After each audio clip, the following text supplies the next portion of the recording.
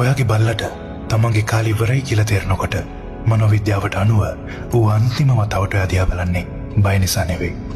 උඩ උණුනේ වාගේ මౌන මතක තියාගන්න විතරයි. මොකද ඔයා තමයි ඔගේ මුළු ලෝකෙම වුනේ. මනෝවිද්‍යාව කියනවා මිනිස්සු වගේ බල්ලෝ මරණයට බය නැහැ. එයාලා අනේ මම මැරෙනවා කියලා හිතන්නේ නැහැ.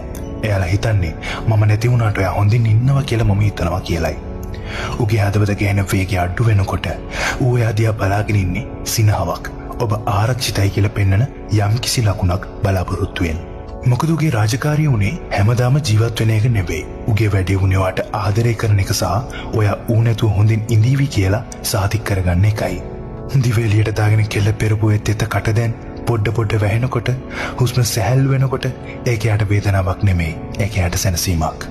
උගේ මොළය ඔක්සිටෝසින් වලින් පිරීලා යනවා.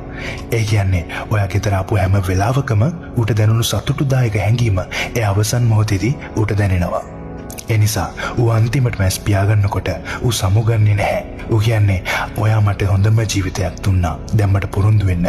ඔයා ඒ ජීවිතය දිගටම ගත කරනවා කියලා. මනෝවිද්‍යාවට අනුව බල්ලෝ කවදාවත් ඇත්තටම අපෙන් යන්නේ නැහැ. උගේ සුවඳ, උගේ උණුහුම, උගේ රිද්මය සදාටම ඔයාගේ මොළය තුල රැඳිලා තියෙනවා.